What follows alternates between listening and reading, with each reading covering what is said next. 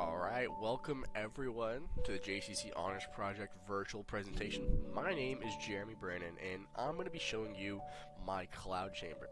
But first, we have to understand why I made this.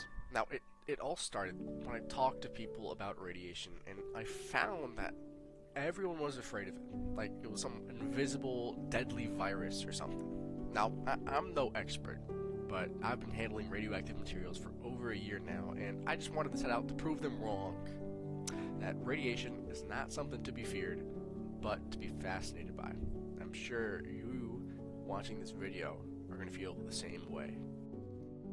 So let's understand what even is a cloud chamber, and how does it work with radiation? So imagine you have an enclosed box, so that like barely any air can escape, okay?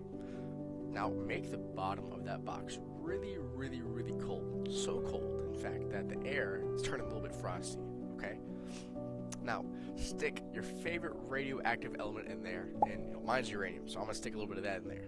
And once we've done that, evaporate some pure ethanol or isopropyl alcohol, I'm using ethanol, in the air, saturating the air with the ethanol. Now, this is where the physics really starts to happen.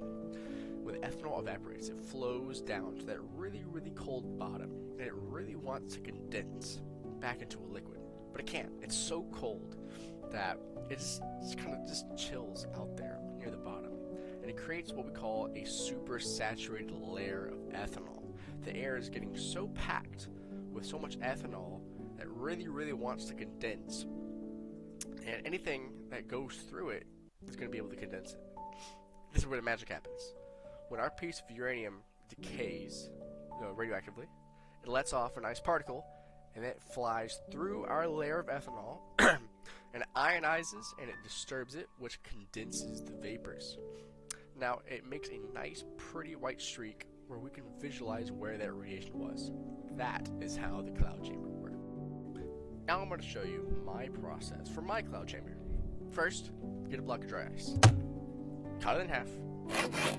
Then get some 99.97% pure ethanol and bottle that up. Then construct your base setup. Slap your dry ice in there, your uranium, and you're ready to go. Soak that felt with your ethanol, and you'll just watch the magic happen here. Those white streaks you see, that's where the radiation was. It allows you to literally see with your own eyes the radiation coming off that piece of uranium. Now, all these awesome videos play out of it working. Let's talk about the goals of this project here. My goal was to prove that radiation isn't as scary as people think. It's just some white lines in a box, right?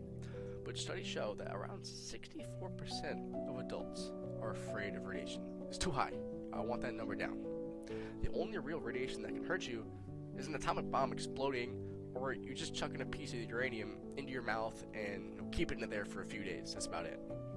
A lot of research went into this project. The physics, the math, the construction, everything here was planned so that you can have the best experience while watching this play out. So you can face your fears, And all that planning, I learned a lot. I learned that radiation it wasn't even that scary. It's less scary than I thought, and I'm doing this whole project. Now, the main learning curve here was testing and building. Week by week, tests, so many tests. The local Harris Teeter loves me because I bought all of the dry ice. I did all these tests to ensure the maximum efficiency of this working, so that all the dry ice is used to its fullest potential. And that's what you're seeing here, 100% efficiency. Now, here's a fun fact for you. The radiation being let off by this piece of uranium you see is only about 75 bananas an hour. So, if you sat next to this thing at a close enough range, it's basically the same as eating 75 bananas worth of radiation, which is pretty cool. Compared to humans, which is about 4 bananas per hour, which is not a lot compared to a banana, I guess. In case you missed it at the start of this video, here is the design, actually, for the cloud chamber, aesthetically wise.